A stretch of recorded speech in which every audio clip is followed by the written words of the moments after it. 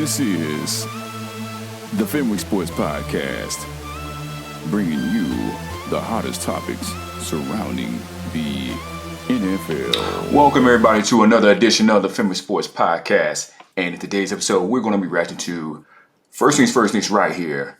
Report Tom Brady only returned to Bucks after a plan to join Dolphins fell through. Let's roll the film, shall we? There's so much there. My favorite, do you want to know my favorite conspiracy theory? That Belichick got wind of this.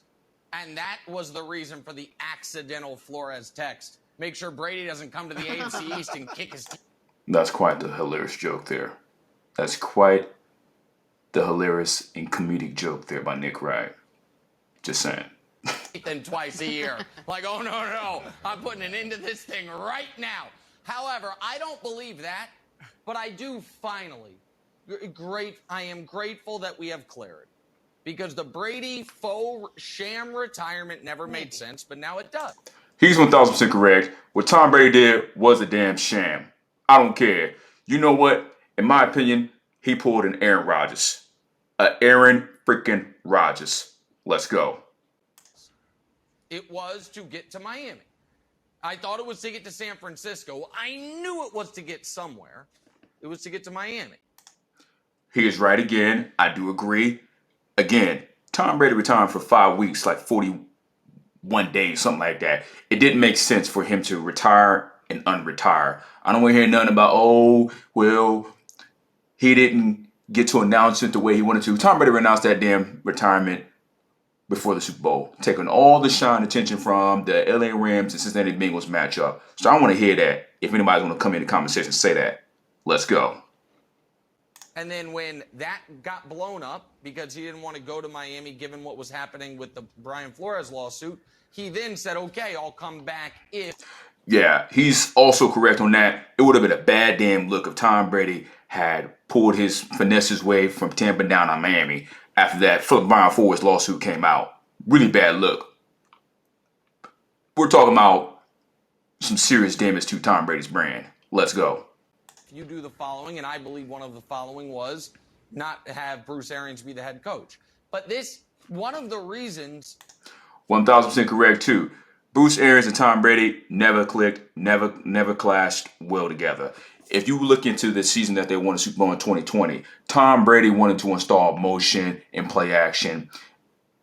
That's not Bruce Arians' offense. He wants to throw the ball deep down the field, doesn't want to, run any motions, identify man or zone coverage.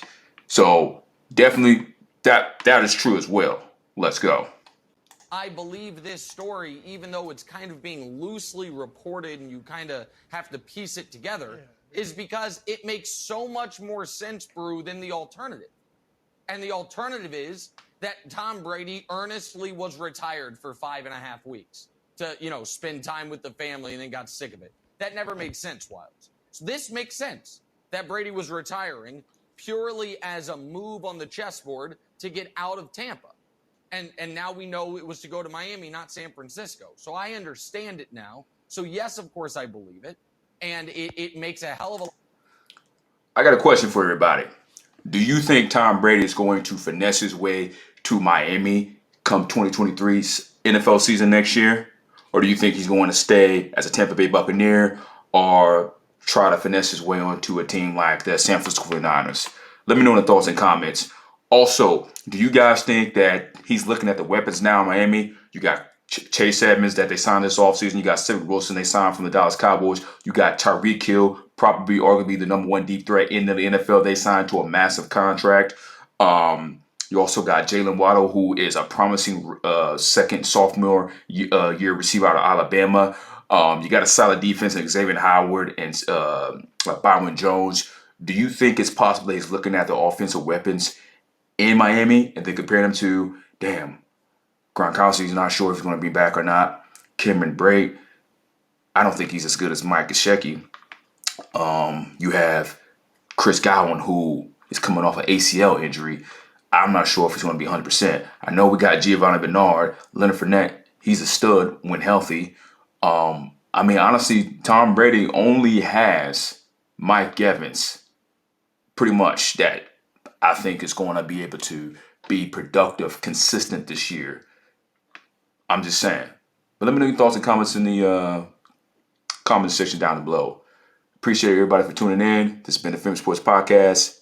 Peace. This has been a Fenway Sports Podcast production. So if you like the content, please like, share, and subscribe.